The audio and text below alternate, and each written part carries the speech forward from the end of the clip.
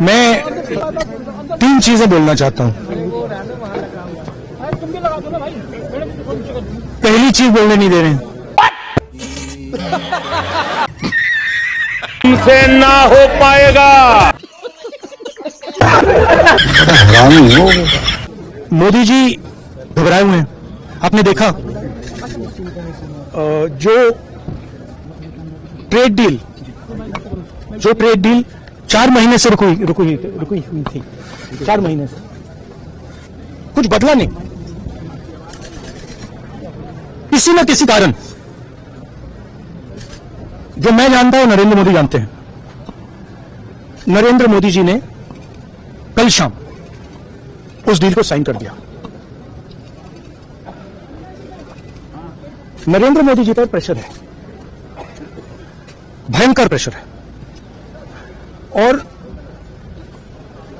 नरेंद्र मोदी जी का जो इमेज का गुब्बारा है, जो हजारों करोड़ रुपए लेकर बनाया गया था, वो फूट सकता है। इशू ये नारावाने की स्टेटमेंट नहीं है,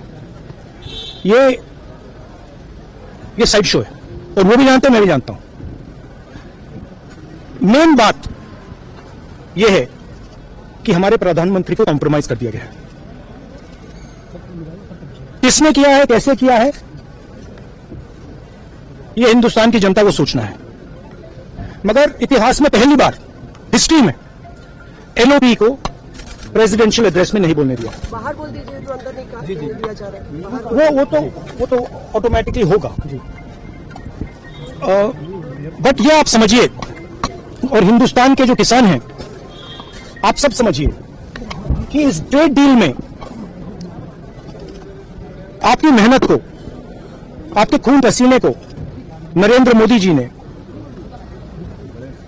बेच दिया है। और वो इसलिए बेचा है क्योंकि वो कॉम्प्रोमाइज्ड है। सिर्फ आपको नहीं बेचा है, देश को बेचा है। इसलिए मुझे वहां नहीं बोलने देना है। नरेंद्र मोदी जी डरे हुए हैं क्योंकि जिन लोगों ने उनकी इमेज बनाई है, वो अब उस इमेज को तोड़ने लगे हैं। दोस्तों वीडियो अगर अच्छा लगे तो फीडबैक जरूर दीजिएगा। मैं हूँ जयराम तलरेजा जेकेटी। बस यार हंसना तो पड़ेगा दोस्त। वीडियो में अगर कुछ अच्छी लगी तो दोस्त एक लाइक, एक सब्सक्राइब, एक फीडबैक तो बनता ही रहेगा। राहुल बाबा ने अनाउंस किया है, भाई और बहनों, हम 1 लाख लोगों को करोड़पति बना देंगे। ये है राहुल बाबा का कॉन्फिडेंस। जैसे दिवाली के लड्डू बांटने हैं। कल तक लोग पूछ रहे थे जॉब। दोस्तों वीडियो अगर अच्छा लगे तो फीडबैक जरूर दीजिएगा। मैं हूँ जयराम तलरेजा जेकेटी। बस यार हंसना तो पड़ेगा दोस्त। पप्पू जी पूछ रहे मैं क्या कॉमेडियन लगता हूँ आपको? पप्पू जी बोले मैं सीरियसली पूछ रहा हूँ। पब्लिक बोली इसी तुम्हारी सीरियसनेस पे तो पूरा देश हंस रहा है। पप्पू जी पूछ रहे आप लोग क्यों मुझे लाइटली लेते हो, इसीलिए मस्करी करते रहते हो। मैं मोदी जी से ज्यादा एडुकेटेड हूँ, वो भी फॉरेन रिटर्न।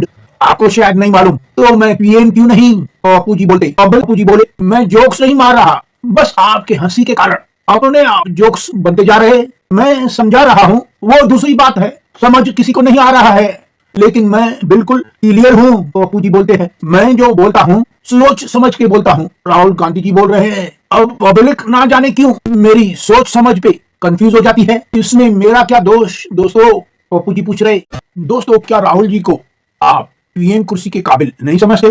क्या राहुल जी को आप मोदी जी के इक्विवेलेंट नहीं समझते? क्या कमी है राहुल जी में हमारे पीएम के कंपैरिजन? आज आपको बतलाना होगा दोस्तों क्या क्या कारण है कि आप वोटर्स ने आज तक राहुल जी को इतनी मेहनत करने के बावजूद भी पीएम कुर्सी में नहीं बिठाया। क्या वजह है दोस्तों? खुलासा करना होगा, साफ साफ खुला बताओ। आपको बताना पड़ेगा क्यों बार बार आप कुछ लोग ऑनरेबल राहुल जी की मस्खरी उड़ाते हो। क्यों, क्या कमियां हैं उनमें? इन foreign return Cambridge qualified very intelligent मोरोसी लीडर में क्या कमियां हैं? बोलो जरा। क्या पीएम कुर्सी सिर्फ कॉन्फिडेंस दिखाने से हासिल हो जाती है? क्या डिग्रीज ऑप्शनल होती हैं? प्रूवन लीडरशिप की जरूरत नहीं? क्या प्रूवन लीडरशिप एक्सपीरियंस नहीं चाहिए? सिर्फ माइक पकड़ना ही काफी है? विजन होना जरूरी है? या तुम्हारी तरह फकत इमेजिनेशन ही चलती है? पीएम कुर्सी है या ओपन माइक स्टेज? जब तुम खुद क्लियर नहीं हो तो देश कैसे क्लियर करोगे? पीएम का काम ज्यादा बोलना होता है या ज्यादा समझना, ज्यादा सुनना? पीएम बनना मुश्किल नहीं, और मुझे क्यों मुश्किल लग रहा है? बापू जी बोली, मैं सीख रहा हूँ, पीएम कुर्सी को वेट कराओ, रियल कॉन्फिडेंस मुझ में है, तो क्यों नहीं रिप्लेस करूं मोदी जी को? आप पब्लिक को पीएम चाहिए या परफॉर्मर? बताओ, पीएम कुर्सी रिस्पॉन्सिबिलिटी है या एक्सपेरिमेंट?